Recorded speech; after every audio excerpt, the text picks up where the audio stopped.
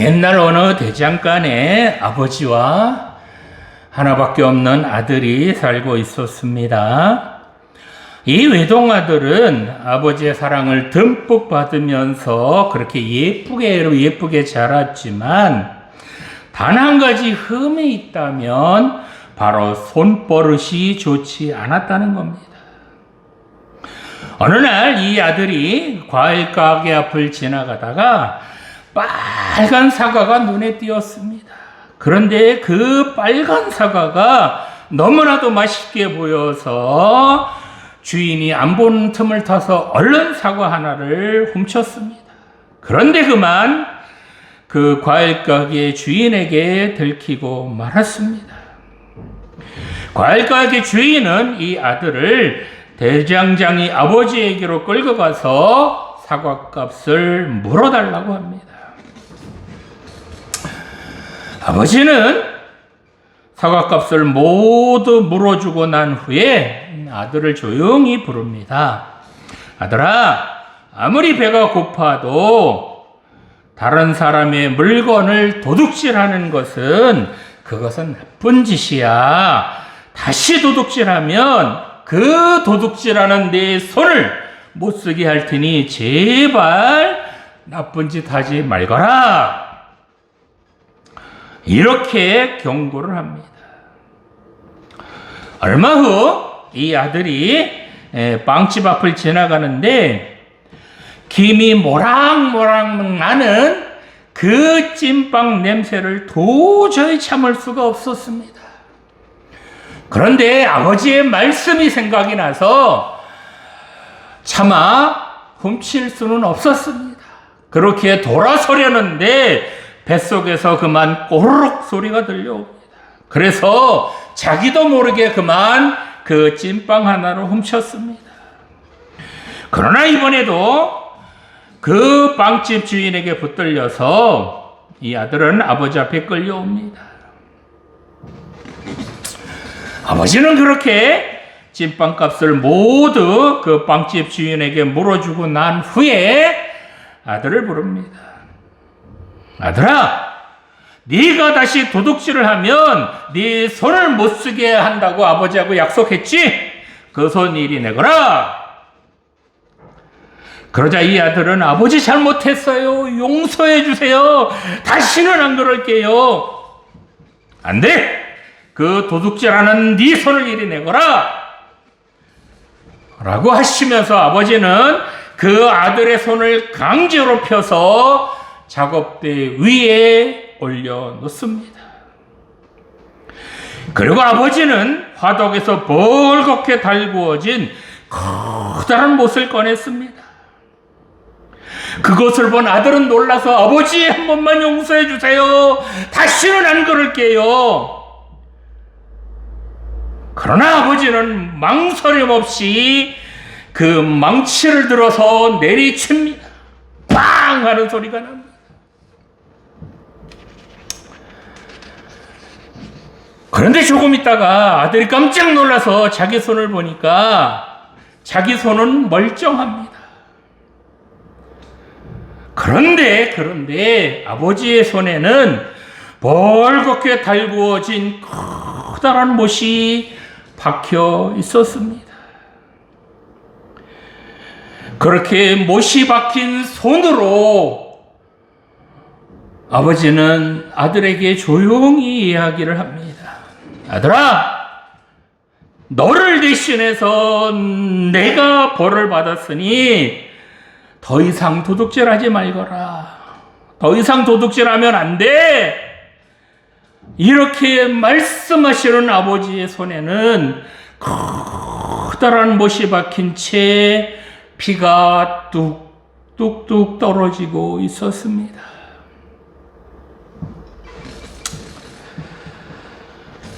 오늘 주신 본문은 구약 성경의 대미를 장식하는 부분으로 이스라엘 백성들은 이제 바벨론 포로에서 해방되어서 그래서 고국으로 돌아오기는 했지만 이미 성전은 다 무너졌고 삶의 터전도 다 망가져 버렸습니다. 어떻게 살아야 할지 그저 막막하기만 합니다. 이렇게 되다 보니까 이스라엘 백성들은 예배의 감격도 잃어버렸고 하나님의 말씀대로 사는 것, 그것이 그저 버겁기만 합니다. 이렇게 낙심한 백성들에게 말라기 1장에 보면 하나님께서 내가 너희를 사랑한다 라고 말씀을 하십니다. 그러나 이스라엘 백성들은 그렇게 내가 너희를 사랑한다라고 말씀하시는 하나님께 하나님이 우리를 사랑해요. 하나님이 어떻게 우리를 사랑하셨는데요? 증거를 대보세요, 증거를. 이렇게 따지고 대듭니다. 그러면서 패역한 이스라엘 백성들은 점점 더 하나님을 떠났고 그렇게 다시 하나님께로 돌아오지 않습니다. 하나님께서는 이제 사랑할 대상을 그만 잃어버리고 말았습니다. 하나님께서는 이렇게 참담한 마음으로 구약 성경의 마지막 부분인 오늘 본문을 끝으로 400년간 선지자도 보내지 않으시고 침묵하셨습니다. 구약의 문이 그렇게 닫혔습니다. 성도 여러분, 하나님께서 여러분을 얼마나 사랑하실까요? 하나님께서 여러분을 얼마나 아끼실까요? 진정한 참 사랑이란 어떤 것일까요? 오늘 주신 본문을 통해서 하나님께서 우리를 얼마나 사랑하시는지 살펴보며 함께 은혜 나누기를 원합니다. 자, 첫 번째로 하나님께서는 말씀대로 살라고 명령하셨습니다. 본문 4절 말씀 보겠습니다. 너희는 내가 호렙에서 온 이스라엘을 위하여 내 종 모세에게 명령한 법, 곧 율례와 법도를 기억하라. 아멘. 이 본문에서 모세에게 명령한 법은 넓게 말하면 모세 오경을 말하는 것이며 좁게 말하면 십계명을 말합니다. 이 십계명은 하나님과 사람에 대하여 최소한으로 지켜야 할 것을 하나님께서 명령하신 법입니다. 이 십계명은 사람을 힘들게 하려는 그런 법이 아니라 바로 복을 주시기 위한 그런 법이었습니다. 십계명의 두 번째 다음 계명인 출애굽기 20장 6절 두 번째 계명 다음에 이런 말씀이 나옵니다. 나를 사랑하고 내 계명을 지키는 자에게는 천대까지 은혜를 베푸느니라 라고 말씀하셨습니다. 즉, 이 말씀은 하나님의 말씀을 지키는 것, 그것이 바로 복을 받는 비결이라는 것입니다. 오늘 본문에서 하나님께서는 이렇게 하나님께서 주신 하나님의 법, 이 율법을 기억하라고 말씀하셨습니다. 자, 그렇다면 하나님께서는 왜 구약의 문이 닫히는 이 시점에서 하나님께서 주신 그 법, 그 율법을 기억하라고 하셨을까요? 하나님께서 지금 이 율법을 기억하라 라고 말씀하신 것은 하나님과 이스라엘 백성들 간의 사랑의 계약이 아직은 유효하다는 것을 말씀해 주시는 것입니다. 이스라엘 백성들이 우상을 섬기며 하나님을 버렸을지라도, 그렇게 하나님을 떠났을지라도 아직까지는 하나님께서 이스라엘 백성들을 향한 그 뜨거운 사랑을 포기하지 않으셨다라는 그런 말씀입니다. 지금이라도 지금이라도 말씀대로 살면 복을 주시겠다는 말씀입니다. 구약시대의 문이 거의 닫히는, 이제 그 문이 거의 다 내려온 그 시점에서 지금이라도 하나님의 말씀대로 살라는 것입니다. 이 하나님의 말씀은 비록 백성들이 죄를 저질렀을지라도, 이 백성들이 하나님을 버리고 하나님을 떠났을지라도 그런 백성들을 포기하지 않으시는 하나님의 그 뜨거운 사랑을 보여주시는 그런 말씀입니다. 성도 여러분, 세상을 살아가다 보면 어려운 일도 만나고 힘든 일도 만나게 됩니다.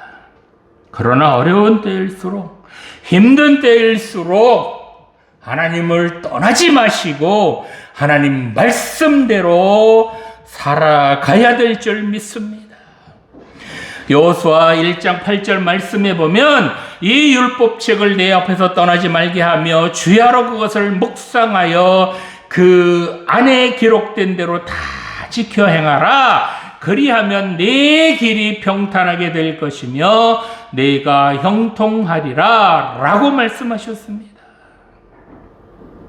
그렇습니다. 하나님의 말씀에서 벗어나면 안 됩니다. 힘들다고 어렵다고 하나님을 떠나서는 안 됩니다.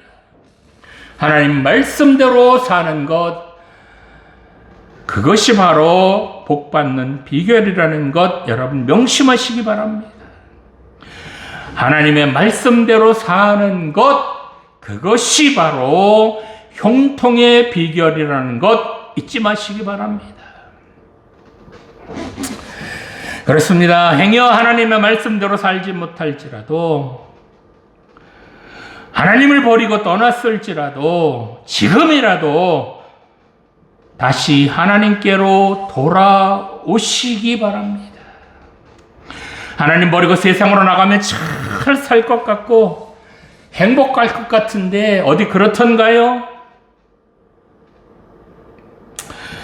하나님 말씀대로 살아야 복을 받을 수 있으며 하나님 말씀대로 살아야 형통할 수 있다는 것 여러분 잊지 마시기 바랍니다. 우리 모두 하나님 말씀대로 살아서 하나님께서 주시는 복을 받고 그래서 편하고 행복한 그런 삶 살아가시기 바랍니다. 자, 두 번째로 하나님께서는 마음을 돌이키기를 원하셨습니다. 본문 5절에서 6절 전반부 말씀 보겠습니다. 보라, 여호와의 크고 두려운 날이 이르기 전에 내가 선지자 엘리야를 너희에게 보내리니 그가 아버지의 마음을 자녀에게로 돌이키게 하고 자녀들의 마음을 그들의 아버지에게로 돌이키게 하리라. 아멘.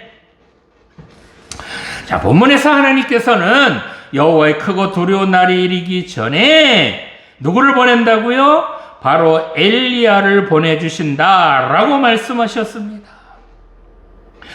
여기 말씀하시는 크고 두려운 날이란 바로 하나님께서 심판하신 그날, 정말 무시무시하게 심판하실 그날을 말합니다.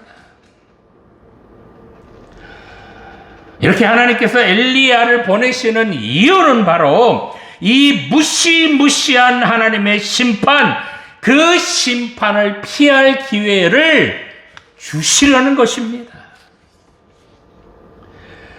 자, 그러면 이 엘리야는 누구일까요? 엘리야는 바알 선지자들과 대결하여 승리함으로써 하나님을 떠났던 그 이스라엘 백성들을 다시 하나님께로 돌아오게 한 그런 선지자였습니다. 다시 그 선지자를 보내시겠다는 것입니다. 그런데요, 엘리야는 이미 구약시대에 보면 이미 병거 타고 하늘나라로 올라갔는데 그 선지자를 다시 보내시겠다? 이건 좀 이상하죠? 마태복음 11장 14절 말씀에 보면 이 엘리야로 오신 분, 이 엘리야처럼 오신 분이 바로 세례 요한이었습니다. 학자들은 이 세례 요한을 마지막 선지자라고 합니다. 본문에서 말하는 엘리야, 즉 세례 요한의 역할은 아버지의 마음을 자녀들에게로, 그리고 자녀들의 마음을 아버지에게로 돌이키게 하는 그것이 바로 사명이었습니다. 여기서 돌이킨다라는 말을 히브리어로 보면 바로 슈브라는 단어입니다. 이 슈브라는 단어의 뜻은 돌이키다, 회개하다라는 그런 뜻이 있습니다.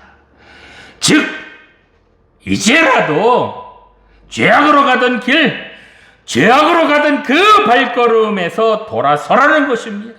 우상을 섬기는 그런 길에서 이제라도 돌아서라는 것입니다. 하나님께로부터 멀어져가는 그 길을 이제 중단하고 다시 하나님께로 돌아오라는 그런 말씀입니다. 아직 늦지 않았다. 이제라도 회개하라. 그리고 하나님께로 돌아오라라는 그런 말씀입니다. 누가복음 3장 9절 말씀에 보면 세례 요한은 이미 도끼가 나무 뿌리에 놓였으니 좋은 열매 맺지 않은 나무마다 찍혀 불에 던져지리라 라고 외칩니다. 회개하지 않으면 찍혀서 불에 던져진다는 것입니다. 이처럼 구약에 닥치는 이 시점에서 하나님께서는 패역한 백성들에게 마지막으로 회개할 기회를 주시고, 그래서 죄악으로 가던 그 발걸음에서 이제 하나님께로 다시 되돌아설 수 있는 기회를 허락해 주셨습니다. 성도 여러분 어떻게 사십니까? 하나님 아닌 물질과 명예를 더 섬기고 계시지는 않으시는지요? 하나님 한 분만으로는 만족하지 못해서 그래서 세상의 만족을 쫓지는 않으셨는지요? 그저 하나님 말씀대로 살기보다는 내 마음대로, 내 멋대로 그렇게 세상 즐기며 사시지는 않으셨는지요? 오늘 본문에서 말씀하시는 것처럼 하나님께서 이렇게 회개할 기회를 주실 때에 여러분 빨리 회개하시고 하나님께로 돌아오시기 바랍니다. 지금이라도 늦지 않았습니다. 하나님 아닌 것으로 만족했다면 지금이라도 그 마음을 하나님께로 돌리시기 바랍니다. 지금이라도 회개하고 지금이라도 그 마음을 돌려서 하나님께로 돌아와야, 그래야 다시 살 수 있습니다. 명심하시기 바랍니다. 자, 마지막으로 하나님께서는 저주를 돌이켜 사랑하시는 분이십니다. 본문 6절 말씀 보겠습니다. 그가 아버지의 마음을 자녀에게로 돌이키게 하고 자녀들의 마음을 그들의 아버지에게로 돌이키게 하리라. 돌이키지 아니하면 두렵건대 내가 와서 저주로 그 땅을 칠까 하노라 하시니라. 아멘. 하나님께서는 이처럼 이스라엘 백성들에게 그렇게 다시 하나님께로 돌아올 수 있는 그런 기회를 주셨습니다. 그러나 돌이키지 않으면 하나님께서 오셔서 저주로 그 땅을 치신다라고 말씀하셨습니다. 이 저주라는 단어를 히브리어로 보면 이것이 헤렘이라는 단어인데, 이 헤렘이라는 단어가 바로 구약 성경의 마지막 단어입니다. 이 헤렘은 두 가지 의미가 있습니다. 첫 번째 의미는 하나님께서 여호수아에게 하신 명령으로 이스라엘 백성들이 가나안 땅으로 들어갈 때에 그곳에 살던 7 족속을 진멸하라고 하실 때에 쓰인 단어입니다. 즉 헤렘이라는 의미는 가나안에 살던 7족속, 그 7족속 중 남녀노소는 물론이고 살아있는 모든 짐승들 하나도 남김없이 다 죽이고, 그리고 그들이 쓰던 가재 도구까지도 몽땅 다 불태워버리는 그런 무시무시한 심판을 말합니다. 자, 헤렘의 두 번째 의미는 저주할 목적으로 하나님께 고별하여 드리는 흠 없는 제물이라는 그런 뜻이 있습니다. 저주를 받아야 할 죄인을 대신해서 하나님께 드리는 흠 없는 깨끗한 짐승, 그것이 바로 헤렘입니다. 오늘 본문에서는 이처럼 하나님께서 죄 가운데 있는 백성들, 그 백성들이 하나님께로 돌아오지 않으면 어떻게 하신다고요? 이제 헤렘 하시겠다는 것입니다. 이제 엘리야처럼 세례 요한이 와서 너희들 마음을 돌이켜라, 회개하라 라고 외칩니다. 그러나 백성들은 마음을 돌이키지 않습니다. 물론 회개하지도 않고요. 세상의 즐거움과 쾌락, 그런 짜릿한 것들 쉽게 포기할 리가 있습니까? 이처럼 하나님 아닌 것으로 만족한 그런 백성들이 하나님께로 그렇게 쉽게 돌아올 리가 없습니다.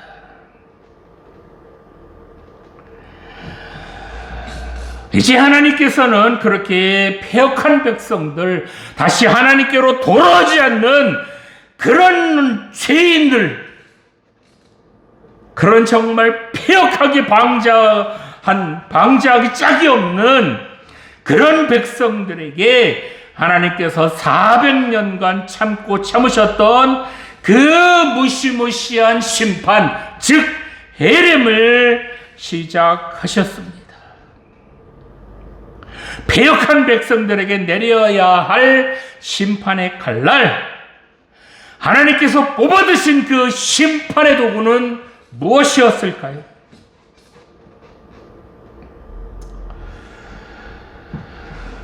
패역한 백성들, 죽음 마땅한 백성들에게 내려진 무시무시한 심판은 어떤 것이었을까요?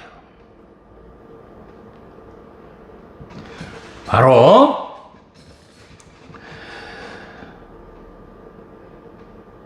하나님의 하나밖에 없는 예수님이 바로 헤렘, 즉 심판의 대상으로 이 땅에 오셨다는 겁니다. 하나님께서는 이스라엘 백성들을 심판하시려고 예수님을 이 땅에 보내셨습니다. 그렇게 예수님께서는 심판의 도구로 이 땅에 오셔서 죄악으로 가득한 인간들, 회개하지 않고 뻔뻔스러운 그런 백성들을 저주하시고 모조리 쓸어버리셔야 마땅합니다. 생명이라는 생명은 깡그리 다 죽이셔야 합니다. 이제 그 예수님께서 이 땅에 오셨습니다. 그런데 예수님께서 이 땅에 오셔서 그 저주 행하셨나요? 그렇게 무시무시한 심판, 생명이라는 생명은 다 죽이는 그런 무시무시한 심판 행하셨나요? 그렇지 않습니다. 하나님께서 이처럼 하나밖에 없는 하나님의 아들인 예수님을 이 땅에 보내신 것은 우리를 저주로 쓸어버리시려는 것이 아니었다는 것입니다.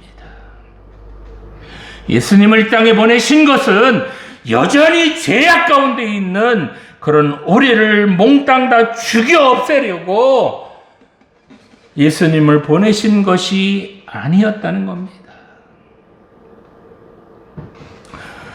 본문의 이 말씀은 바로 마땅히 죽어야 할, 마땅히 저주받아 죽어야 할 우리를 대신해서 하나님의 하나밖에 없는 예수님을 저주의 제물로 죽이시겠다라는 그런 말씀입니다. 하나님 말씀을 거부한 채 내 마음대로 내 멋대로 살았던 그런 나를 대신해서 하나님의 하나밖에 없는 그 독생자 예수님을 그 저주의 십자가에 못 박으시려고 이 땅에 보내셨다는 것입니다. 여러분 한번 생각해 보시겠습니까? 우상을 섬긴 것 우리였고, 물질만을 따른 것도 우리였고, 하나님을 떠난 것도 우리였고, 그렇게 죄악으로 가면서도 돌이키지 않은 것이 바로 우리들이었습니다.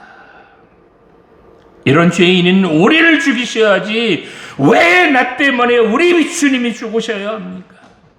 죄를 짓는데 거침이 없었던 내 손과 발에 못이 박혀야지 왜 죄 없는 주님의 손에 못이 박혀야 합니까? 하나님의 말씀대로 살지 않았던 내가 채찍에 맞아야지 왜 주님께서 채찍에 맞으셔야 합니까?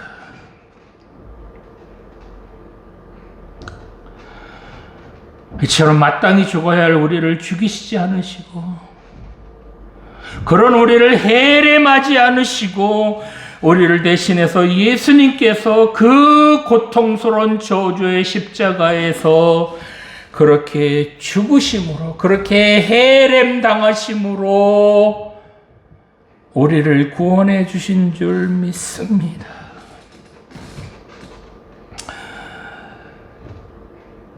예수님께서 이렇게 십자가에서 피 흘리심으로 우리들이 용서받은 줄 믿습니다. 자, 그렇다면 하나님께서는 왜 죄인인 우리를 죽이지 않으셨을까요? 하나님께서는 회개하지 않은 우리, 돌이키지도 않은 그런 우리를 쓸어버리지 않으시고 왜 하나밖에 없는 독생자 예수님을 죽이셔야 했을까요? 그것은 바로 하나님께서는 우리를 너무너무나도 사랑하셔서 차마 그 사랑하는 자녀들을 죽이지 못하시는 것입니다. 차라리 자기 아들 십자가에 못 박아 죽이실 망정 사랑하는 자녀들을 너무너무나도 사랑하시기 때문에 차마 우리를 죽이실 수가 없는 것입니다.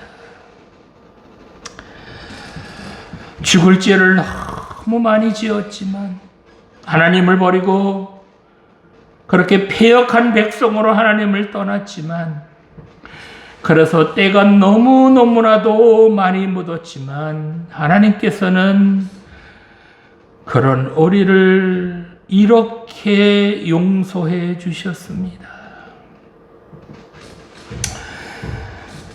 그렇습니다. 우리가 이처럼 저주로 죽지 않는 것은 우리가 잘나서도 아니고 우리가 착하게 살아서도 아니고 우리 죄가 없어서도 아닙니다. 우리가 오늘 이 자리에 있을 수 있는 이유는 단 한 가지, 바로 자기 아들을 죽이실 망정 차마 사랑하는 자녀들을 죽이시지 못하시는 그 하나님의 사랑 때문에 오늘 우리가 이 자리에 있는 줄 믿습니다. 그렇습니다. 하나님께서는 400년간 심판과 저주를 준비하신 것이 아니라 자기의 사랑하는 독생자 예수님을 해렘하실 준비를 하신 것입니다. 하나님께서는 이처럼 자기 아들을 아낌없이 우리를 위해 그 저주의 십자가에 내어 주심으로 하나님께서 우리에 대한 그 뜨거운 사랑을 완성하셨습니다. 이것이 바로 우리를 끝까지 포기하지 않으시는 하나님의 사랑인 줄 믿습니다. 하나님께서는 죄악에 빠진 자녀들이 먼저 회개하기를 기다린 것이 아니라 죄악으로 가는 그 자녀들이 먼저 하나님께로 돌아서기를 기다린 것이 아니라 바로 하나님 자신이 먼저 돌이키셔서 그 자녀들의 죄를 씻어주시고 안아주셨습니다. 이것이 바로 하나님 아버지의 사랑인 줄 믿습니다. 이 하나님의 사랑 때문에 오늘 우리가 이 자리에 있는 줄 믿습니다. 성도 여러분, 오늘은 사순절 5번째 주일입니다. 예수님께서 이 땅에 오신 것은 죄를 짓고도 그 마음을 하나님께로 돌이키지 않은 바로 우리들을 심판하시려고 오신 것이 아니라는 것입니다. 예수님께서 이 땅에 오신 것은 바로 여전히 죄 가운데 있으면서도 하나님께로 돌이키지 않은 그런 우리를 대신해서 예수님께서 그 저주의 십자가에 달리시기 위해서 이 땅에 오셨다는 겁니다. 이렇게 예수님께서 죄 많은 우리를 대신해서 그 저주의 십자가에 달리심으로 우리가 구원받은 줄 믿습니다. 이처럼 예수님께서 우리를 너무너무나도 사랑하셨기 때문에 그래서 우리가 하나님의 자녀가 된 줄 믿습니다. 성도 여러분, 그렇기 때문에 이제는 우리를 너무너무나도 사랑하시는 그 하나님께로 돌아가야 될 줄 믿습니다. 지금도 두 팔 벌리고 우리를 기다리시는 그 하나님 품으로 돌아가시기 바랍니다. 요한복음 3장 16절 말씀으로 설교 마치겠습니다. 하나님이 세상을 이처럼 사랑하사 독생자를 주셨으니 이는 그를 믿는 자마다 멸망하지 않고 영생을 얻게 하려 하심이라. 아멘. 기도 드리시겠습니다. 살아계신 하나님 아버지, 우리가 하나님 말씀대로 살아가도록 하나님 힘 주시고 우리를 이끌어 주시옵소서. 하나님 말씀대로 살 때 복 주신다는 것 잊지 않게 하여 주시옵소서. 행여 하나님 말씀대로 살지 못하고 죄악 가운데 빠져 사는 성도들이 있다면 오늘 이 시간에 진심으로 회개하고 다시 하나님께로 돌아오게 하여 주시옵소서. 죄 가운데 빠져 살지라도 우리를 저주하지 않으시고 우리를 해임하지 않으시고 우리를 심판하지 않으시고 대신 예수님을 죽이면서까지 우리를 사랑하시는 그 하나님의 사랑 깊이 깨닫게 하여 주시니 감사드립니다. 이 하나님의 뜨거운 사랑 잊지 않게 하여 주시어서 세상을 살아가면서 늘 그 하나님의 사랑 간직하게 하여 주시고 그 받은 사랑 이웃에게도 나누며 살아가게 하여 주시옵소서. 감사드리며 예수님 이름으로 기도드립니다. 아멘.